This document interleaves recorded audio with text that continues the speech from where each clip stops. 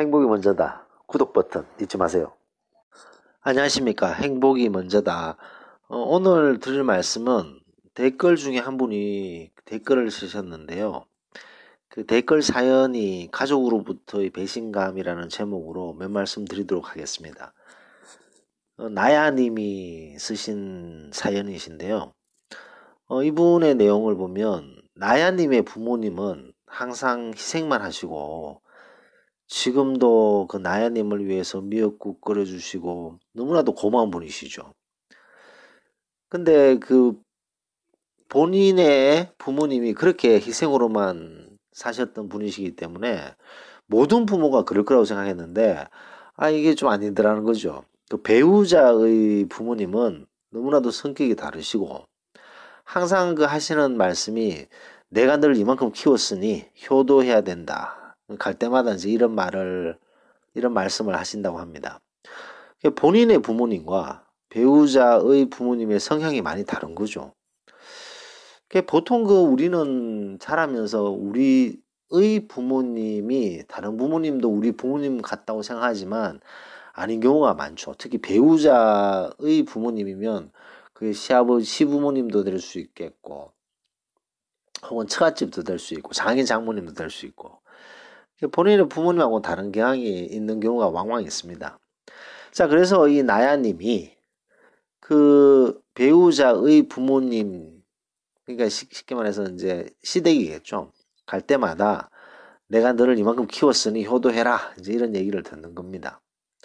그래서 이제 그쪽 부모님이, 배우자의 부모님이 통장, 보험, 뭐 이런 건 이제 다 관리하시는 거죠. 그래서 이제 참 깝깝한 상황이죠. 깝깝한 상황인데 결혼을 하려고 딱 했더니 이 배우자의 상황을 보니까 모은 돈은 하나도 없고 다 탈탈 털린 거죠. 모은 돈은 하나도 없고 본인이 모르는 빚이 있더라는 거죠. 그래서 참 이 부모 자식 간에 돈 앞에 배신을 당하는 그런 경우를 본 거죠. 그래서 참 살다가 이런 어이없는 경우는 처음이다라는 말을 하셨습니다. 근데 어쨌든 그 배우자를 너무나도 사랑하셔서 완전 무일푼, 그것도 마이너스죠. 빚이 많은데 빚으로 시작한 배우자와의 결혼 생활. 그러면 정말 피눈물 날 정도로 고생을 많이 하셨다고 합니다. 근데 그 빚 다 갚고 이제 곧 좋은 아파트로 입주한다고 하시네요. 그래서 이분이 하시고자 하는 말은 뭐냐면 부모 자식 간에 돈 거래하지 말고 절대 뭐 너무 이렇게 믿다 보면 배신감을 느낄 때도 있다. 뭐 부모 자식 간에도 이런데 남들하고야 뭐 오죽하겠냐. 그런 사연을 주셨습니다. 제 그 동영상 중에 기쁨을 나눴더니 질투가 되고 슬픔을 나눴더니 약점이 된다라는 그 동영상이 있었습니다. 거기에 이제 댓글을 다신 건데요. 사실 그 부모와 자식 지간에는 부모는 사실 무한 사랑을 하잖아요. 자식에게. 근데 이 무한 사랑을 하는 거는 어렸을 때 그런데 이 나이가 들고 특히 이제 배우자가 생기고 뭐 며느리가 생기고 혹은 사위가 생겼을 때 또 달라지게 되는 거죠. 반대 입장으로 며느리로 들어갔을 때 혹은 사위로 들어갔을 때 그 배우자의 부모님이 본인의 부모님과 또 다른 경우도 있죠. 자, 근데 여기서 이제 돈이 관여가 되면 내용이 복잡해지는 그런 경우를 우리는 이렇게 왕왕 볼 수가 있습니다. 하지만 이 나야님은 그 빚으로 시작했는 상태, 그 피눈물 나는 고생 속에서도 빚을 다 청산하시고, 이제 좋은 아파트에 입주하신다고 하시니, 참, 듣는 저도 너무 기분이 좋네요.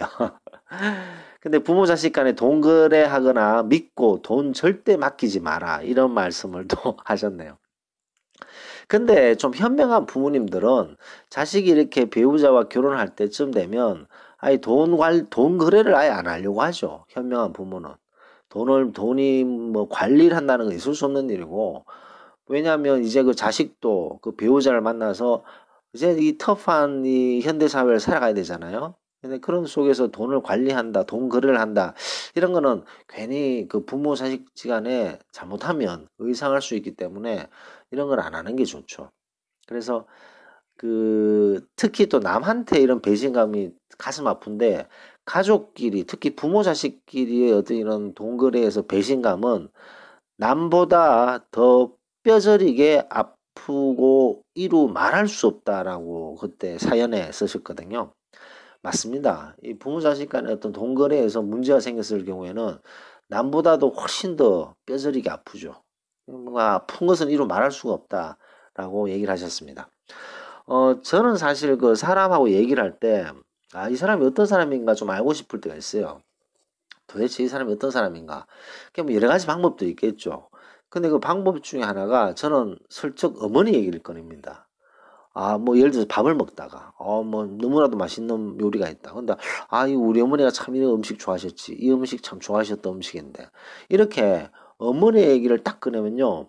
상대방의 반응은 참 여러 가지입니다. 화제를 바꾸는 사람이 있고, 어머니 얘기가 딱 나왔을 때 막 등달아 얘기하시는 분이 있어요. 야, 우리 어머니도 그런데 막 그러면서 이제 어머니 얘기를 너무 좋아하는 사람이 있고, 어머니 얘기가 딱 났을 때 화제를 바꾸는 사람이 있어요. 그 화제를 바꾸는 사람이 B라고 하고, 어머니 얘기가 나왔을 때 뭐 생판 모르는 사람인데도 불구하고, 그러니까 저희 어머니를 모르고 내가 그분의 어머니를 모름에도 불구하고 어머니라는 얘기가 나왔을 때 막 맞장구를 치는 사람이 있습니다. 그게 이제 A라고 봤을 때, A가 보면 항상 보면 참 마음이 맑은 사람들이 많더라고요. B 같은 경우에는 조금 그 왜냐하면 아무래도 클 때 엄마의 무한한 사랑을 받았는 그런 분들이 보면 항상 그 일을 할 때나 무슨 역경이 있을 때 극복하는 능력도 물론 다는 아닙니다. 다는 아니지만 그런 경향을 많이 보이는 그런 부분을 느낄 수가 있었습니다. 그래서 제가 일전에 한 동영상에도 말씀드렸지만 너무나도 힘든 것을 버틸 수 있었던 것은 어렸을 때의 무한한 부모님의 사랑이었다라는 사연을 주신 분도 있거든요. 그렇기 때문에 부모님의 어떤 사랑은 살면서 계속 그 힘을 낼 수 있는 원천이 되기도 합니다. 하지만 아닌 경우도 많죠. 아닌 경우도 많고. 근데 특히 나야님의 사연을 제가 소개시켜 드린 이유가 본인의 부모님은 정말 희생만으로 감사하셨던 분이고, 배우자의 부모님은 야, 내가 이만큼 널 키웠으니 이제 효도해라. 통장 다 관리하고 보험 다 관리하고, 이런 속에서도 묵묵히 배우자와 힘을 합쳐서 그 역경을 이겨내고 빚을 다 갚고 이제 좋은 아파트 입주한다고 하는 이런 정말 기분 좋은 사연을 제가 소개를 안 할 수가 없었습니다. 그래서 우리가 아무리 어려운 일이 있고 힘든 상황이 되고 가족끼리의 어떤 배신감이 느껴지고 생기는 일이 있더라도 그 상황에서 버티고 잘 이겨내는 것이 상당히 중요하다라는 말씀을 드리면서 댓글 사연에 관련된 녹음을 마치도록 하겠습니다. 감사합니다.